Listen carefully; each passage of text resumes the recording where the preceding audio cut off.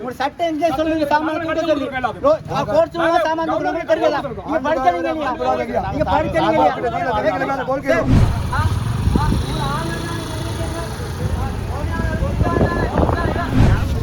ஏற்கனவே 2 நாள் ரோட் மூணுத்துக்கு 20-25 சாமான் அடிபட்டு போச்சு பணங்கள் இப்ப எடுத்த சொல்லிச்சுன்னா இது நீங்க இதுக்கு முடங்க மாட்டீங்கடா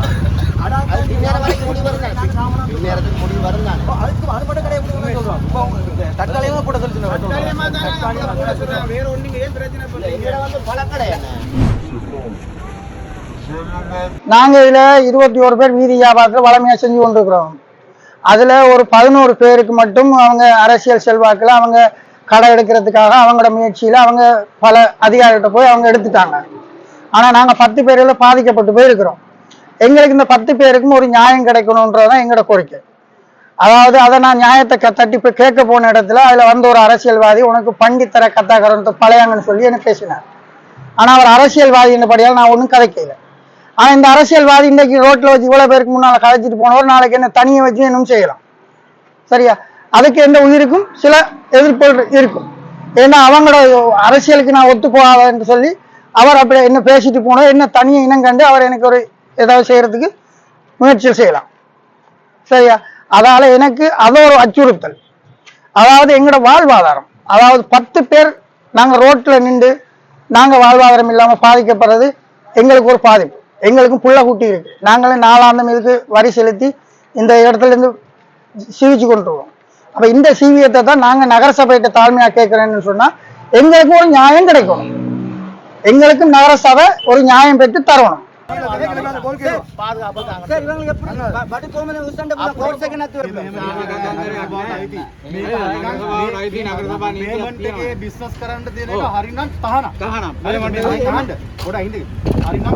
ඒක දැන් අපි වෙනස් කරන්න යන්නේ අපිට ඕන පුළුවන් මේක තහනම් කරලා අයින් කරන්න පුළුවන් මට පුළුවන් මේක බිස්නස් අයින් කරනවා නම් ඔයාලට ඒකවල ඔක්කොම පිටට යන්නේ ඉතින් කල්ලා අවුරුදු ගන්නවා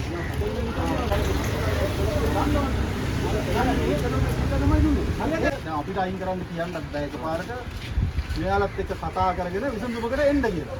දැන් විසඳුමකට ඇවිල්ලා නැහැ. මොගලන්ට කතා කරන්නේ නැහැ අපිට කතා කරන්නේ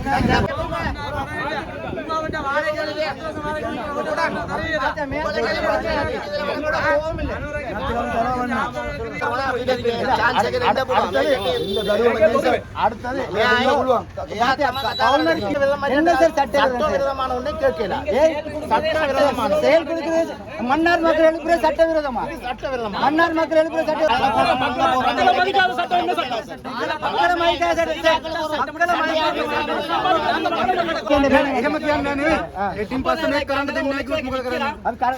අපි සුණු කරනවා අපි මාත්‍යා මේ දවස් 10ක් ඉඳලා මේව නැති කරගන්න එපා. හරිද? මාත්‍යා අවුරුදු ඉස්සෙල්ලාට බේසික් එකක් තියෙනවා 20000 පවුල සර ගන්න එතනම දෙන්න. අන්තිම කාඩේ ටික දෙන්න එක දාලා දෙන්න. ඉතින් මෙතන හැම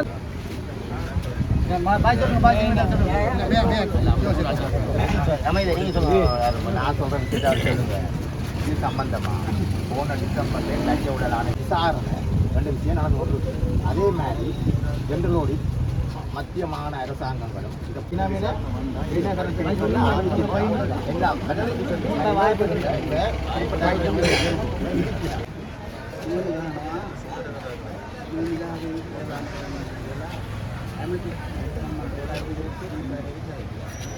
அமைச்சர்கள் விசாரணை சொல்லி ஆளுநருக்கு கடிதம் அனுப்பியிருக்காங்க.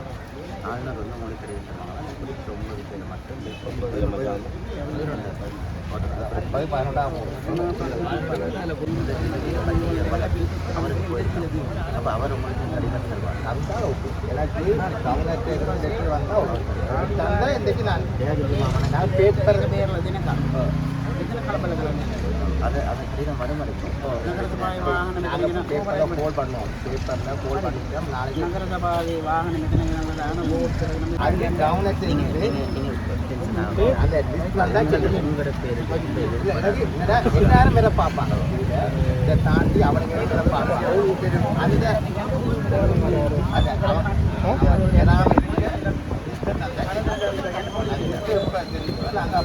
கூடிய சீக்கிரமாக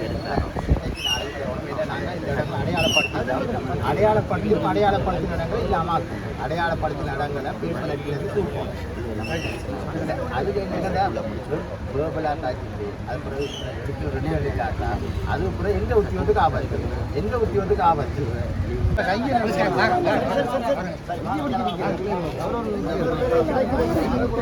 අපි මෙතන කඩ දාලා තවත් තුන අත් පස්සට ඉන්නවා සර්. අපි මොකද කරන්නේ? මම ඒක අහනකොට එයා කියන පඬිතුලා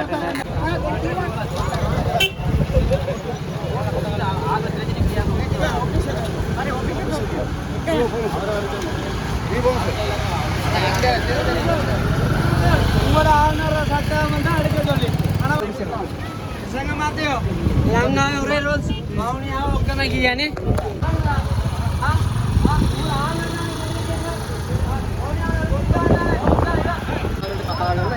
තාවුරු කරගෙන ඊළඟ ස්ටෙප් එකට යන්න. ඒක හරිනේ. එහෙම ලියුමක් දීලා මෙයාලට ඒක කරගෙන යන්න අවස්ථාවක්. ඒක තමයි මම කියන්නේ. දැන් කතා කරන්න. ආණ්ඩුකාර කාර්යාලයට කතා කරන්න.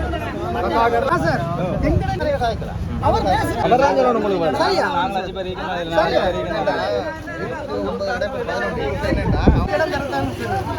உங்களோட பொண்ணுக்கு மரியாதை கொடுத்தாங்க பாதிக்கப்பட போறாங்க நீங்க உங்களோட கதையை பாருங்க சரியா அதே வச்சு கொண்டு நீங்க எங்கடா நீங்க கேம கேட்காங்க பாப்போம்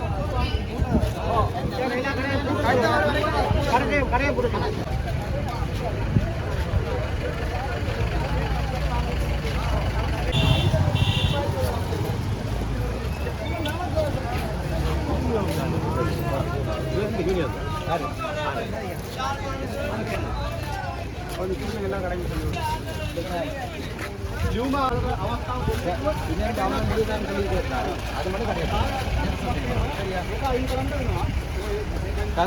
இன்னைக்கு கவர்னர் பின்னர் முடிவுதான் சொல்லிக்கிறா அது மட்டும் பிசினஸ் செய்ய வேணாம் இன்னைக்கு கரையை போடும் சரியா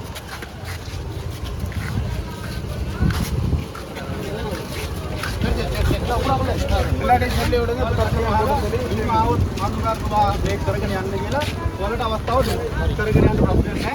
හැබැයි ලියුම ආවේ නැත්නම් හරි මේක පරණ ක්‍රමයට කරන්න ගියොත් හරි අයින් වෙන්න වෙනවා. අද දවසේ තුන ඒ විසඳුම එයි.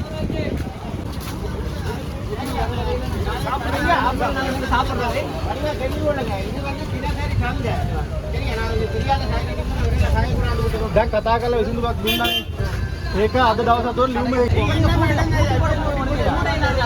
கடை திறந்து வியாபாரம் பண்ணிக்கலாம் இருக்கீங்க நாங்க சாப்பாடு